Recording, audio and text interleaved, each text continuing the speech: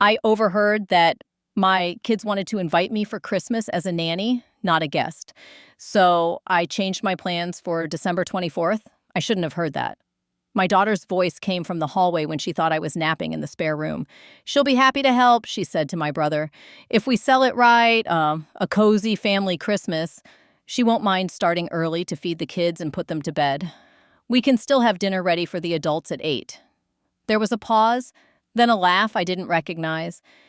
"No, she doesn't need a place card. She'll be mostly in the kitchen." The words struck a chord I didn't recognize, and it was still raw. I stood perfectly still and watched the light from the half-closed door cut through the carpet like a blade. In my mind, I set the table, just like before, ironed linen, silver. In their voices, I was nanny and maid. Staff. Service. "Mom!" My son poked his head in a minute later, alert and alert. "Are you awake? We thought you could come on the 24th at noon." "The children sleep for about an hour." Perfect time. He didn't notice the question welling up in me. When had I stopped being a guest in my own family? "I'll check my calendar," I said. My voice was softer than my heart felt. That evening, I washed one plate and one glass and set them out to dry. My husband's chair, empty for 3 winters, sat across from me like a witness. He had a habit of bowing his head when he thought I was being too generous. "You can love them," he'd say, "and still teach them how to treat you." On the 23rd, I dropped off cookies at the church office and my coat at the shelter. On my way home, I stopped at the front desk of my building. "I need to update the guest list for the party," I told the doorman. He nodded at the laminated sheet that each resident keeps, names, dates, and the combination locks that allow visitors to enter without ringing the bell. "December is a busy month," he reminded me gently. "It's best to be precise." "Very precise," I said. I carefully crossed out 2 familiar names and rewrote them below, under the Access Revoked column. Then under Approved, I added Mrs. Cohen from the building next door and the widower from apartment 4B, who brings orange tulips to his wife's photo every Sunday. I requested 2 one-time passes for the 24th, one for the choir director, who always remembers my husband's favorite carol, and one for someone I hadn't chosen yet. At home, I opened the cedar chest where I keep old stockings. My children's names were cross-stitched in my handwriting, smooth and youthful. I traced each letter with my finger, remembering the scrapes on my knees, the whispered promises, the light weight of sleeping babies transferred from my shoulder to my crib. How could my own son have thought I was a servant? How did my daughter's laughter become so sharp it cut? I wrapped the gifts I'd already bought. Books with enticing corners, gloves with a soft wool lining, a tiny music box with a cracked ballerina that still spins when encouraged. I wrote tags with the inscription, "For you when you remember," and then tucked them into the drawer.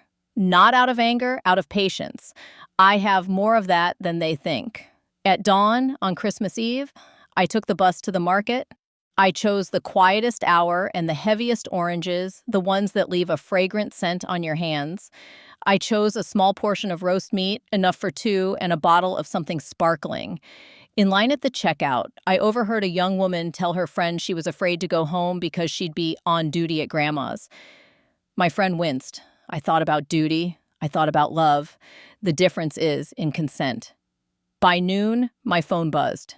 "We'll be there early. Set up the playpen. Don't worry about dinner, just snacks for the kids." I typed and deleted again.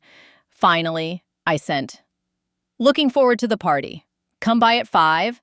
At 3, I set the table for exactly 3, myself, the chair that remembered him, and the seat I'd saved for the woman I was still becoming. I lit a candle and opened the window, as always, to let the past year in. And at 4:58, I went down to the lobby and handed the doorman the envelope I prepared. "These swipes need to be activated for today," I said. "And these," I added, swiping the second envelope, "are the ones you need to deactivate from now on." He scanned the list, glanced up, and then, with a kindness I felt in my bones, nodded. "Understood." I slipped my hands into my lined gloves, watched the revolving door turn, and felt the first clean breath of winter on my face. If they rang at 5, they would ring. If they swiped, the light would stay red. If they asked why, I had a question ready. When did you decide I wasn't a guest in this family? I didn't raise my voice, I raised the stakes, and I changed the swipe on December 24th. I changed one swipe, and the whole family story jolted like a train switching tracks. Quietly, decisively, with sparks you can't see until it's too late. The elevator hummed me back up to 12, and I watched my reflection in the brass panel. Gray hair, pinned neatly, lipstick steady, eyes that no longer begged to be understood. The lobby camera blinked its red dot. I nodded at it as if it were an old friend who'd finally witnessed something worth writing down. At 5:10, my phone rang. My daughter's face lit the screen. Cheerful photo, back when we matched sweaters for fun. I let it ring through to voicemail. 2 minutes later, my son tried, then a message. Hey, there's something wrong with your building. The swipes aren't working. We're downstairs with the kids. I poured the sparkling wine into one heavy glass and set it near the candle. The flame flinched when the heat rose. In the quiet, I heard the echo of my husband's old advice. Love them. Teach them. My palms were warm against the linen runner I'd ironed that morning. I'd hosted so many holidays like a stage manager. Cues, lights, meals, balanced to land at the same minute. This year I'd changed the script. The buzzer sounded, then stopped. The silence that followed was not empty. It was full of footsteps, shifting weight, the low murmur of a conversation in a lobby, trying not to be overheard. I imagined the stroller, the diaper bag, the slightly sticky cheeks I would have kissed without being asked. I imagined my daughter's quick, practical glance at the concierge desk. She is efficient. She is used to things opening for her when she presses. She did not expect the light to stay red. At 5:21, another message, we're here. Can you buzz us in? I smiled at the grammar, we're here, as if arrival justifies access. I typed, then deleted. Then I wrote exactly what I meant. I'm hosting tonight. Guests arrive at 7. If you'd like to be my guests, come at 7. 3 dots appeared, disappeared, and appeared again. We planned for the kids to eat early. We thought you'd want to help with naps and bedtime. There it was, neatly wrapped. Expectation misnamed as generosity. I felt a tremor of anger, quickly replaced by something cooler. Teaching is slow. Boundaries are a lesson someone learns because the door does not open. 7, I wrote, as my guests. I set the phone down, turned the roast, and basted it with the rosemary I'd plucked from the pot that grows even in winter because it knows how to endure. The apartment smelled like oranges and patience. At 6, the doorbell chimed. Not the buzzer. A knock at my own door, gentle, practiced. I opened it to Mrs. Cohen, cheeks pink with the kind of cold that keeps secrets honest. She held a covered dish and a smile that saw everything. Am I early? She asked. You're perfect, I said, and meant it. She set down the kugel, took in the table, the single candle, the spare chair. Her gaze softened. He would be pleased, she said quietly. He'd be surprised, I said. And then pleased. We moved through the small motions, plates warmed, napkins folded, a glass placed at her setting because joy multiplies and grief teaches you how to count. The last light faded beyond the window. The city glittered like a thing trying too hard. The choir director texted that the carols were finished and she was on her way with a loaf she'd overbuttered on purpose. The widower from 4B slid a note under the door. May I bring tulips? They're not seasonal, but neither is memory. At 6:45, my phone lit again. A photo arrived. My grandchildren on the lobby bench, coats unzipped, cheeks flushed with impatience. Please, my daughter wrote, the word shorn of its manners. We're here. I took a breath, rounded the edge of anger, and found the plainest road to kindness. Explain without apologizing. Teach without punishing. I am not your nanny, I typed. I am your mother. Tonight, I am a host. I welcome you at 7. As guests at my table, I pressed send. My finger trembled afterward, not with fear, with relief. At 7 o'clock, I opened my door and the hallway brought me my family. They came in a rush of wool and baby-sized boots. The children's eyes skipped over the table, landed on the candy canes, and brightened as if a curtain had lifted. My daughter's smile was tight, the way a ribbon is when it's knotted around something you're not ready to open. My son's jaw flexed. He is his father's face, with a different weather system. "Mom," my daughter said, walking straight to the kitchen. "We've got shoes and coats. Where do you want—" "Oh." She paused, seeing the table set for four. "You're expecting—" "My neighbors," I said. "They're my guests." "On Christmas Eve, like?" she asked, and I heard the surprise, the sting of her not being first, the geometry of privilege shifting under her feet. "Yes," I said. "On Christmas Eve." My son cleared his throat. "We didn't realize you had plans." "You didn't ask," I said. I kept my voice steady, and I set down the extra glasses with care. "You planned my day for me." "That's different." Mrs. Cohen arrived with a gust of cinnamon. The choir director followed, hair unspooled by the wind. The widower, Mr. Alvarez, came last, a paper-wrapped bouquet of orange tulips that made the room tilt just a little toward spring. We ate. We talked. The children passed slices of kugel like dispatches. My daughter watched, measuring, and then I felt the moment when she decided to throw in a smile, as if that could catch us up. Later, she would understand that smiles cannot be currency. They are proof of feeling, not a replacement for it. At 8, the kids drowsed on the couch, sugar doing its slow dissolve. My son's wife, who had not emerged from the elevator downstairs, texted from the car that the baby had finally fallen asleep, that she'd wait there, engine running, so the older two could have their special time with Nana. The words were sweet as rappers. I resisted the tug that once would have sent me down to take the baby so the mother could come up. I chose the tug that kept me here at my own table with the people who had chosen to be my guests. It was later that the conversation shifted. It always does. A switch you don't see until the light changes. The kids were tucked in my bedroom under coats like a small mountain range. The choir director washed dishes with the determined hush of a woman who knows other people's kitchens by touch. Mrs. Cohen told a story about her mother's first winter in this country and how hunger taught her to count blessings twice. Mr. Alvarez held the tulips like something that could wing away if you blinked. And my son stood near the window with his phone inches from his chest and a frown he thinks is private. When he looked up, he wore his careful voice. "Mom, can we talk?" There it was, the opening of a topic disguised as care. I nodded him to the hallway, between the framed photos of years I could describe blindfolded. He did not look at the photos. He looked at me as if I were the document he needed signed by Monday. "What happened downstairs," he began, "was embarrassing." "For whom?" I asked.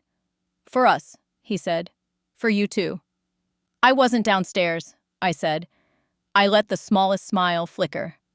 "I remember that clearly." He sighed. "Look, we planned the day, thinking you'd enjoy time with the kids. We weren't trying to make you the help." "You didn't plan," I said. "You assigned." He bristled, then smoothed it. "Fine. We assigned, but the way you handled it, locking us out, that was extreme." Was it? The question rose and fell in me. Was it extreme to decide who crossed my threshold? Was it extreme to expect an invitation to reflect respect? "I changed the swipe," I said, "on purpose." "Because you were upset we asked for help?" "Because you forgot I am not a fixture," I said. "Because you forgot to knock." He looked past me into the living room where Mrs. Cohen was pouring tea as if this were her home too. "You invited strangers." "Neighbors," I said, "people who see me." "And we don't." I let the silence sit between us long enough for it to pick up weight. "You see the part of me that serves you," I said. "It's a part I love. It is not the whole." He rubbed his temple. "We had a plan for the kids. I have a plan for myself," I said. His face closed the way a window does in a heat wave, sealing in the air you think you can't live without. "What plan?" "Come back after New Year's," I said. "I will show you." He laughed then, soft and disbelieving. "Mom, this isn't a riddle." "I know," I said. "It's a boundary." He left the hallway with a shake of his head. In the living room, my daughter took my hand with the reflex of childhood, cold fingers, seeking warmth. "I'm sorry," she whispered. "We were excited to have you." "Excited to use me?" I said. "Not cruel, just accurate." Her flinch told me accuracy can sting worse than insult. "Do you want us to go?" she asked. The question hung there like a branch, knowing it might break. "I want you to stay," I said. "As guests." We began again, like a song restarting in a different key. The choir director led us through 2 verses of something old. Mr. Alvarez tucked the tulips into a tall glass and looked surprised at his own smile. The children shifted under the coats and sighed, small animals in hibernation trusting the cave. When the door closed behind my family that night, the apartment was not empty. It was restored.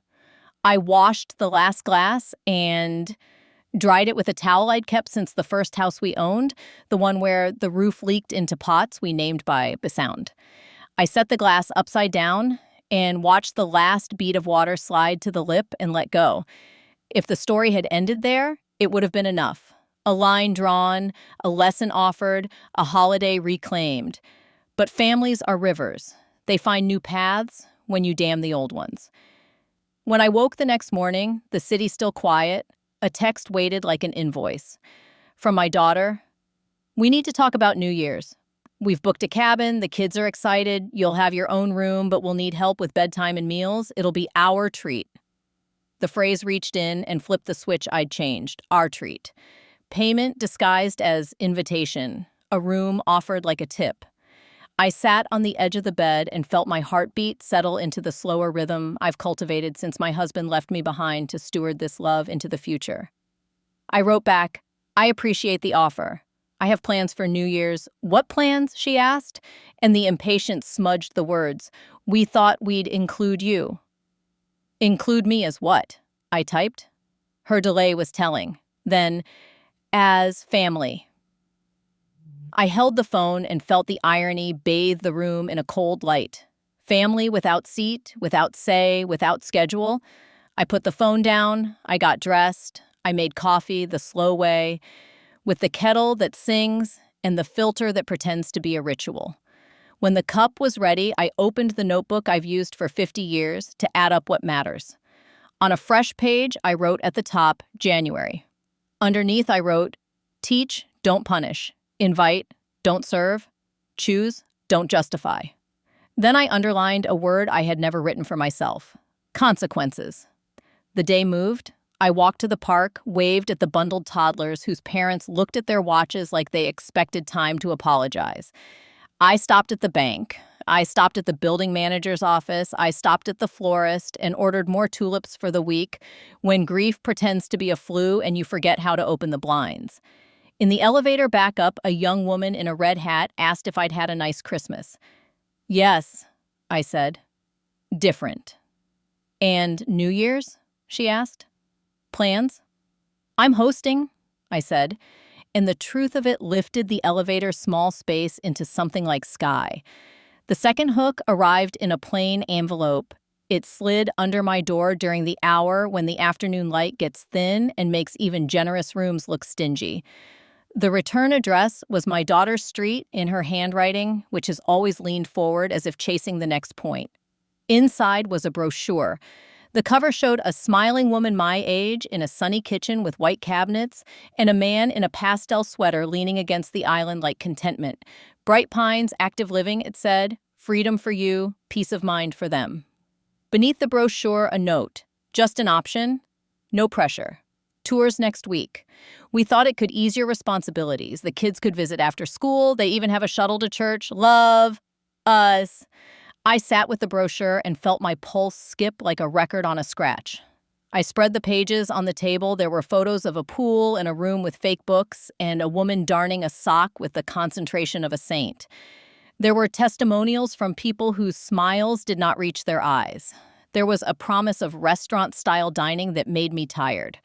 I read the small print, because I always do. I read the fees, I read the parentheses, I read the clause that said housekeeping assistance and felt my throat tighten at the idea that I had become, in my children's plan, a thing to be relieved of me. I picked up the phone and almost called my daughter to tell her about the parsley plant on my windowsill that has refused to die through 3 bad months. I almost told her the parsley is me. I almost asked, how could my own son and daughter imagine I would prefer scheduled entertainment to my own piano with 2 keys that stick? Instead, I called someone else. Bright Pines? I said when the receptionist answered. Do you allow tours on Sundays? Of course, she chirped. Do you allow tours by people who are not your target demographic? I asked. People who are, for example, children of potential residents? Absolutely, she said, Brian. Bring the whole family. Wonderful, I said. May I have the director's name? She gave it. I wrote it down. I thanked her, hung up, and composed an invitation. It was not to my daughter. It was to my daughter's assumption. On Sunday, I arrived 10 minutes early and walked every hallway. I asked questions no one else asks. I asked how often the fire alarms malfunction. I asked how many staff members rotate through in a month. I asked who buys the groceries for the restaurant. I asked what happens when the shuttle breaks down and the woman who wants to get to church isn't on time to light her candle for the husband who is gone. The director started with his practiced smile and ended with a nervous throat clear. You said your children suggested this? He asked. They suggested a solution, I said. I'm here for a problem they are not aware of. What problem is that? He asked. Memory, I said. But not mine. Theirs, I did not sign anything. I did not accept the free tote bag. I did accept 3 brochures, which I slid into my purse like exhibits. Then I did the thing my husband would have done if he were here to help me carry the indignation. I made a list of all the ways I could be safe without surrendering my life. I called my bank and set up alerts that would tell me if my accounts were accessed from a new device. I met with the building manager and changed the locks, not because I suspected anyone of having a key, but because suspicion is a seed that will crack your house if you let it sprout. I asked the doorman to log visits by name, no exceptions, even for people who share my last name. I added to my will the sentence I had avoided. No decision regarding my residence, finances, or health care is valid without my written, witnessed consent. And then I planned New Year's. I invited the choir director and Mrs. Cohen and Mr. Alvarez and the red hat woman from the elevator whose name turned out to be Claire. I invited the mail carrier because he remembers our names in reverse order, which is a magic trick I admire. I invited the couple from the 3rd floor who lost their dog this summer and still call his name when they come home, as if he might answer from the hallway. I invited the boy from the 2nd floor who plays cello, as if someone told him the instrument was his spine. I invited the man who tends the plants in the lobby and speaks to each one in a language they must understand because they lean toward him when he walks by. I wrote one more invitation and held it in my hand for a long time. It was for my children. It said exactly this: New Year's Eve, 7 o'clock, come as guests. We will toast to who we are becoming. I expected resistance. I did not expect escalation. 2 days before New Year's, a woman in a navy blazer with a clipboard knocked on my door. Mrs. Larkin, she asked. I'm from Family Welfare Services. We received a report that you may be struggling to care for yourself safely. The air left the room. I stepped aside. I made tea. I sat with her at the table I had laid 100 times for small triumphs and big sorrows. What does the report say? I asked. She read from the form. It mentions confusion, difficulty managing daily tasks, irregular eating, and a possible incident with forgetting to allow family access to the building. A laugh escaped me, sharp with disbelief. So the boundary is now a symptom, I said. That's clever. May I ask who filed the report? I said. She looked Etsulek down. Reports can be anonymous? Of course they can, I said. And they should be sometimes. For safety, I let the weight of that land. May I show you my refrigerator? I asked. My stove? My medication schedule? She blinked. Yes, she said. I gave her a tour, the way you give a tour of a museum, with pride and curiosity. I opened the cabinets. Lined spices stood like short soldiers. I showed her the weekly pill box, snapped shut like a promise, with Friday already swallowed because it was Friday. I showed her the calendar where I had written the names of my visitors in ink. I showed her the rosemary plant, the parsley, the basil, all stubborn, all thriving. I showed her the list I'd made of emergency numbers and the small, ridiculous fact that my smoke detector works because I push the button once a month and listen to it scream.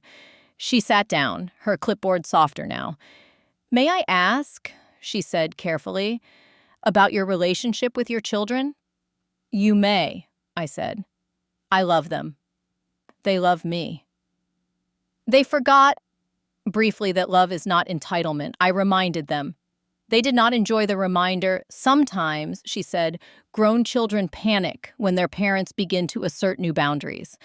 They read change as decline." "Sometimes," I said, "grown children panic when they realize they have to grow up."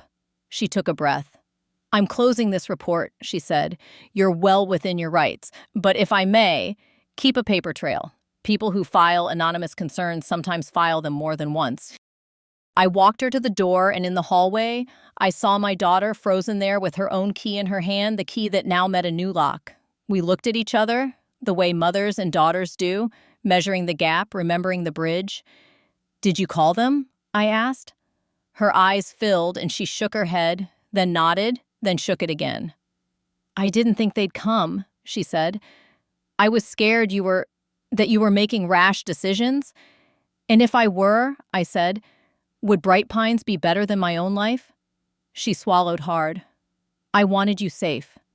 "I am," I said. I made myself safe." She leaned against the wall and slid down until she was seated there, a child again, knees up, chin down. "You've never said no to us like that," she whispered. It felt like a slap. "It wasn't," I said. "It was a word. The first one I learned to write. The one I forgot I could use." We sat there until the silence grew less sharp. She stood. "Can we try again?" she asked. "For New Year's?" "Yes," I said. "At 7. As guests?" She nodded. "I'll bring something," she said. And then, with a half smile I recognized from 100 scraped knees, she asked, "What goes well with tulips?" "Truth," I said. "And cheese." The day before New Year's, my son called. He didn't talk around the thing. He pushed straight into it like a man who has been told the water is cold and goes in anyway. "I didn't file that report," he said, skipping hello. "I told her not to. She did it by herself." "Your wife," I said. "Yes," he said. She thought you might be a danger to yourself with the stove, or this is going badly. I am saying this badly. You're saying it honestly," I said. "That is the only speed I permit now." He was quiet. Then, "I'm sorry," he said. "For what?" I asked. "For assuming you exist for our convenience," he said. "For being angry when you didn't. For forgetting that you taught me to tie my shoes and not to trip over my adult life." I let the heat in my chest spread. Forgiveness is not absolution. It is a change in weather. "Come to dinner," I said, 7 o'clock. "Do I bring anything?" he asked. "Curiosity," I said, "and your own plate." He laughed then, the sound of him at 12, at 20, in the kitchen eating cereal out of the mixing bowl and thinking I didn't notice. "See you tomorrow," he said. The table grew like an idea. I added a leaf. I added 2 more chairs. The neighbors brought more than they promised. The choir director arrived with a stack of place cards she had made from old sheet music, each name written in ink that bled a little when it touched the paper, as if it were alive. At 6:59, my daughter and her family stepped over the threshold. She wore no makeup, her hands were empty, and that felt, strangely, like a gift. My son followed, holding a plate. He held it as if it were proof of membership. We ate, we toasted, we told the story of the year the tree lights refused to light, and how the dog we didn't adopt still left hair in the back seat from the test drive. Mr. Alvarez told us about the day he met his wife in a bakery that no longer exists, and how the smell of yeast can still undo him. Mrs. Cohen recited a poem that made the choir director cry in a tidy, dignified way that suited her cardigan. Claire of the Red Hat told us she'd quit her job that afternoon after her boss called her kiddo. We clapped like her decision had opened a window in the room. At 11:55, I tapped my glass. The room quieted the way rooms do when expectant people know a thing is ending and another is beginning. "I have an announcement," I said, and saw my daughter's spine stiffen a little, my son's jaw do its quiet flex, the neighbor's turn slightly inward, warm as bread. "I have been a good mother," I said. "I say that not to boast, but because women don't say it often enough. I have also been a woman, and this past year I remembered that those two are not synonyms and should not be laminated together until one cannot breathe without the other." I reached under my chair and pulled out a small stack of envelopes. My hands did not shake. "In these are letters," I said. "To my children, to my grandchildren, to the people who live within shouting distance of my front door. They say what I want while I am here to say it. They say what I want after I go." My daughter's eyes widened. "Mom, they are not a will," I said. "They are instructions for kindness. They are also invitations to dinner, to walks in January, to the museum on Tuesdays because it's free and the guards are lonely." A reluctant smile crossed my son's face. "Only you," he said, "would leave a manual for how to love you better." "Only me," I said, "and I expect you to read it." I passed the envelopes. The hour clicked toward midnight. Outside, someone who had not learned patience set off a firework early. The window received the flash and kept it. "And one more thing," I said, "consequences." The word made them all sit up a little straighter. It catches attention that way, like the clink of cutlery announcing dessert. "I have placed my apartment and savings in a trust," I said simply. "A trust I control while I am alive. No one can move me or my money without my consent. After I die," I let the room take a breath. "They go to you two equally, my children, but they pass through a sieve." My son opened his mouth, then closed it. My daughter stared at me as if I had spoken a language we had both forgotten we knew. "The sieve is how you treat me," I said. "If you respect my time and my choices, if you visit because you want to and not to extract a service, if you ask before you assume, then everything flows as easy as water through a strainer. If you do not, some things are held back. Those things go to these people here," I gestured around the table, "who have shown up as neighbors and not auditors. The rules are in the letters." It was quiet, and then the choir director exhaled a laugh full of admiration. "I have never loved a metaphor more," she said. "It's not a metaphor," I said. "It's the sieve I use to rinse rice." My daughter took her letter as if it were fragile. "You don't trust us," she said. Not a question, an ache. "I trust you to become," I said. "I trust you to read and decide. I trust you enough to give you the dignity of consequences. I love you enough not to make my love a payment plan." Midnight arrived the way winter does, slow, then all at once. We counted backwards, and the children woke as if summoned by numbers. We clinked glasses and kissed cheeks. Outside, the sky stitched light to noise and shook it loose again. Inside, the tulips leaned toward the candle and did not burn. When the guests had gone and the door had clicked shut and the apartment had returned to its normal size, my daughter stayed, my son stayed.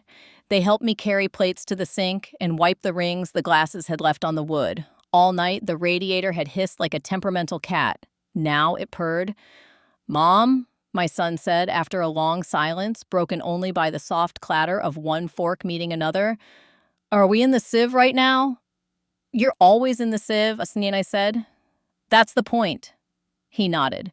"Then this is the part where I say, 'I'm sorry again,'" he said. "And you say," "I accept," I said, "and I expect." He smiled. "Deal." My daughter put her head on my shoulder, a gesture so old it reached inside me and untied a knot I didn't know I'd tightened. "I called Bright Pines," she said, voice small. "I canceled the tour." "Good," I said. I also signed us up for a cooking class, she said. You, me, one Saturday a month. Their knives are terrible, but their teacher is kind. I laughed, felt the sound vibrate in my chest the way a cello note does when the boy on the second floor plays with the window open. Kindness beats knives, I said. January settled over us like a clean sheet.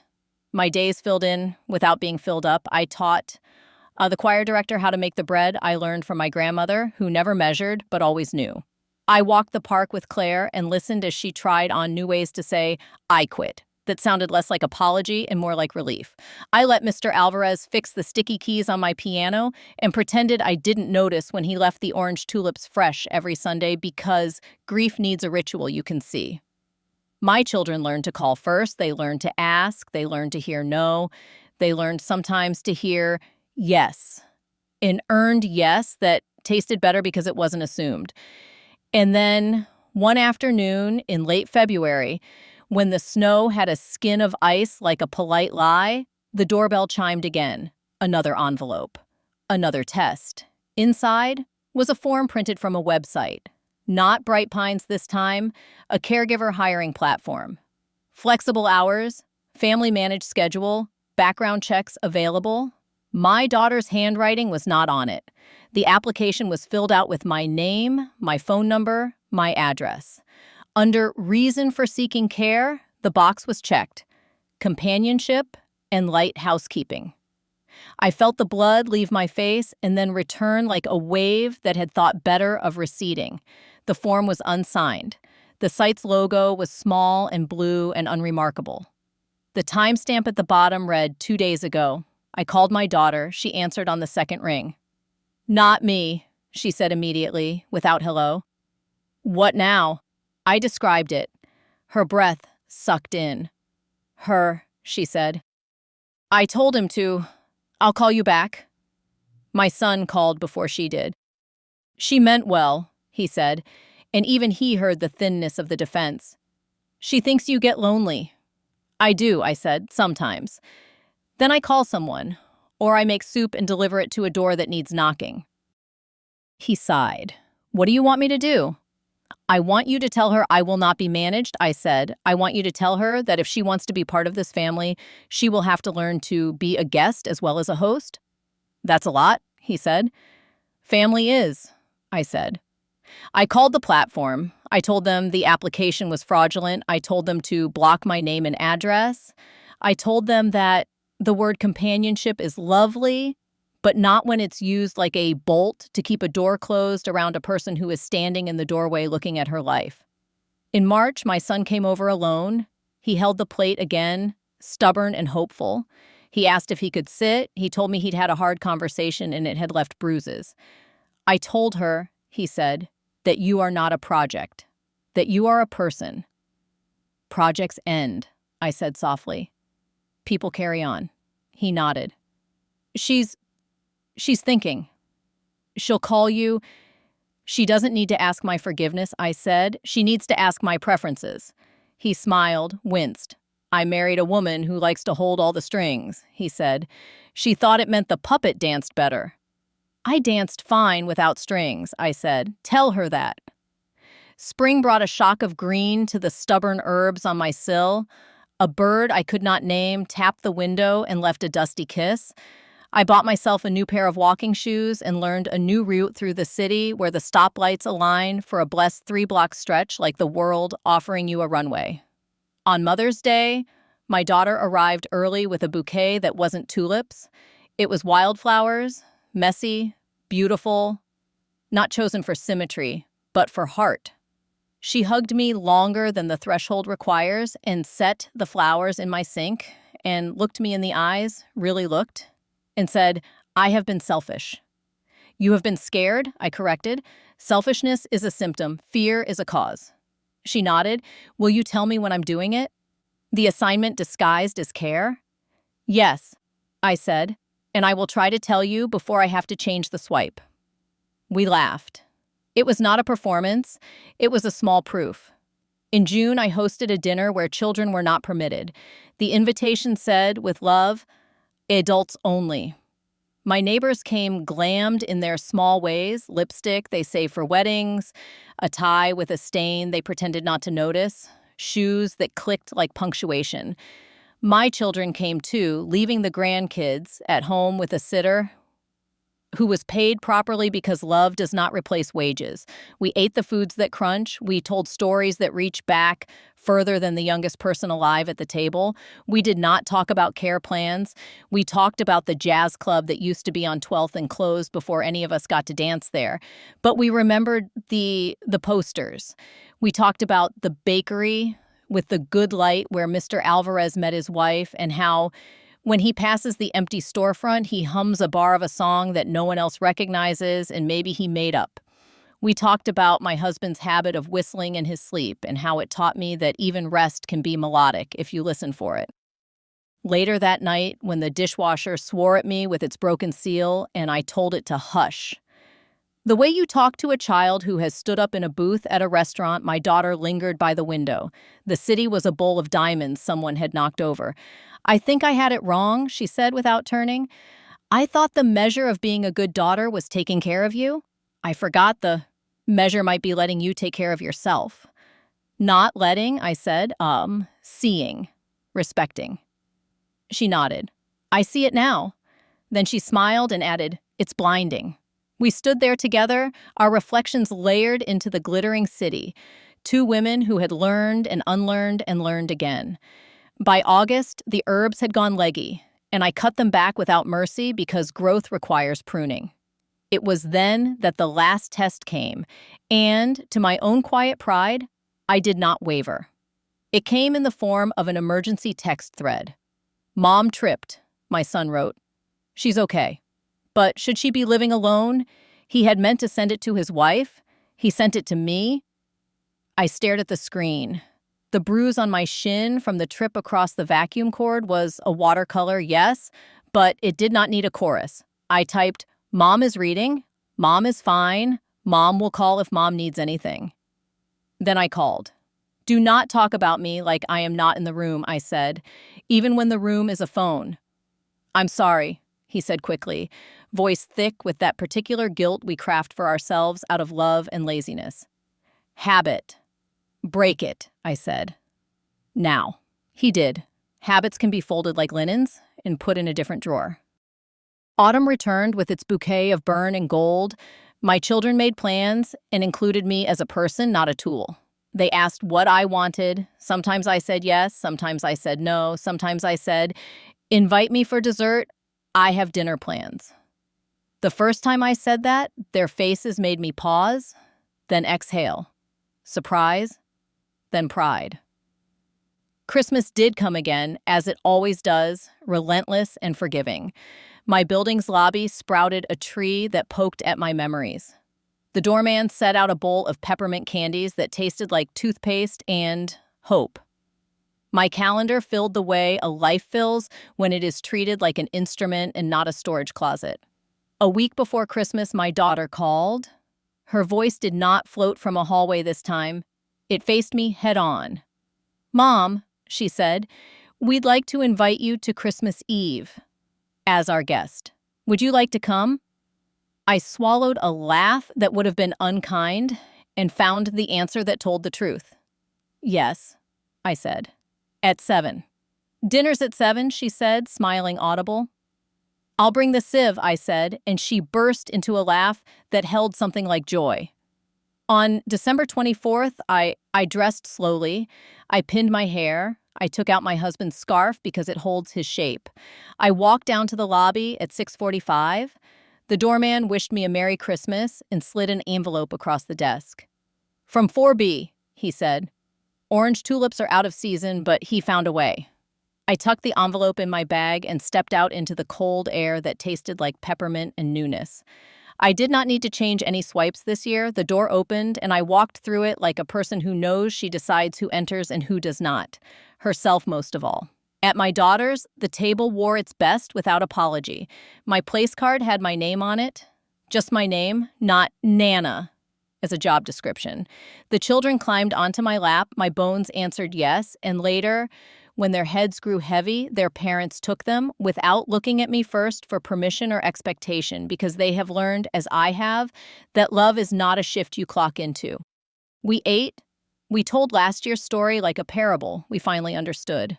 My son lifted his glass. To Mom, he said, who changed one swipe and rewired a family. I shook my head. To all of us, I said, who learned a better way to knock. We drank, we laughed, we washed the last plate, and when I walked home, the city let me pass as if I belonged to it, which I did, and it to me, which it does because I decided so. Justice does not always arrive with a gavel. Sometimes it comes as a place card, a question asked before a plan is made, a door that opens because you chose the time and the company. Sometimes justice is simply this, the sound of your own key in your own lock, a quiet click that says, "You live here? You decide." My grandma told me this story. I have many more stories. Subscribe so you don't miss the most interesting things.